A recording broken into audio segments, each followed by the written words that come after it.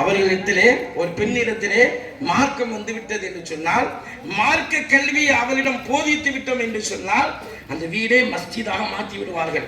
பெண்களுக்கு அந்த சக்தி அல்லாஹ் கொடுத்திருக்கிறார்.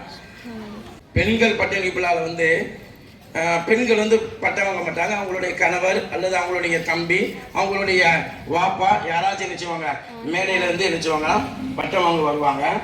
ஒரு ஊர்ல நடந்த உண்மையான விஷயத்தை ஒரு அஜர்த் அவர்கள் பயான்ல சொன்னாங்க. அந்த இந்த இடத்துல சொல்வது மிக பொருத்தமாக இருக்கும் என்பதற்காக சொல்லுறேன். ஒரு பெண்மணிக்கு வந்து பட்டமளிப்புலா கொடுக்கும் பொழுது அவருடைய தந்தை வந்து என்ன செய்தாரு, பட்டத்தை வாங்கிட்டு சில நிமிடங்கள் நான் பேச வேண்டும் என்று அவர் என்ன செய்தார், கோரிக்கை வைக்கிறார். அந்த கோரிக்கை நிறைவேற்றப்படுகிறது. அவர் பேசுகிறார். எப்படி பேசுகிறார்? நான் என்னுடைய பிள்ளை என்ன செஞ்சேன், மதரசாவில் போய் சேர்த்தேன். அது காரணமாக அந்த பிள்ளை வந்து மதரசாவில் ஓதியதின் காரணமாக என்னுடைய சூழ்நிலை என்ன தெரியுமா, நான் கூலி வேலை பார்க்கக்கூடியவனாக இருக்கிறேன். என்னுடைய வேலை கூலி வேலை. இந்த உலகத்தில் நான் பிறந்து இத்தனை வருடங்கள் ஆகிறது. நான் பள்ளிவாசல் பக்கமே போனதில்லை, ஜிம்மா தொழுகை கூட போனதில்லை. 2 பெருநாளுக்கு கூட நினைச்சல பள்ளிவாசலுக்கு போனதே கிடையாது என்று சொல்லிவிட்டு அவர் தன்னுடைய விஷயங்களை அவர் ஆரம்பிக்கிறார். என்ன சொல்லுகிறார்?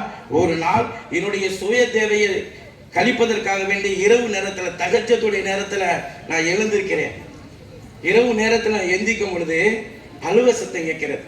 ஏதோ ஒரு மூலையில் உட்கார்ந்து என்னுடைய மகள் அழுது கொண்டிருக்கிறார். எல்லாம் என்னுடைய தந்தையை நீ தொழுகையாளி ஆக்கியா அல்லா, என்னுடைய தந்தையை நீ சொர்க்கத்திற்கு சொந்தக்கார ஆக்கிறியா அல்லா அப்படின்னு இருகரம் ஏந்தியவர்களாக அவர் அழுது கொண்டிருப்பதை பார்த்து அந்த பெண்மணி மதரசாவில் சேர்ந்து தாயினுடைய தந்தையினுடைய கண்ணியத்தை அறிந்து தொழவில்லை என்று சொன்னால் நரகத்துக்கு போயிருவாங்க, தொழுதாதான் சொர்க்கத்துக்கு போயிருவாங்க என்று உஸ்தாதுமார்கள் சொல்லி அந்த பெண்மணி தகச்சத்தில் எழுந்து தன்னுடைய தாய் தந்தையருக்காக வேண்டி துவா செய்து கொண்டிருக்கிறார். இதை பார்த்து வந்து படுத்த எனக்கு தூக்கம் வரவில்லை. என்னுடைய மகள், என்னுடைய வாப்பா சொர்க்கத்துக்கு போகணும், என்னுடைய வாப்பா சொர்க்கத்துக்கு போகணும் அப்படின்னு அழுததை பார்த்து அந்த தந்தைக்கு என்ன செய்யல, தூக்கம் வரவில்லை. கொஞ்ச நேரம் கழித்து பள்ளிவாசலில் இருந்து அல்லாஹ்வுடைய அழைப்பு வந்தது. அவர் சொல்லுகிறார், அன்னைக்கு சுபுக்கு ஆரம்பிச்சவன் தான், தொழுகைக்காக வேண்டி அன்னைக்கு சுபுக்கு ஆரம்பிச்சவன் தான் இன்ன வரைக்கும் தஹஜ்ஜத் கூட நான் விடுவதில்லை அப்படின்பார். தஹஜ்ஜத் தொழுகை கூட நான் விடுவதில்லை.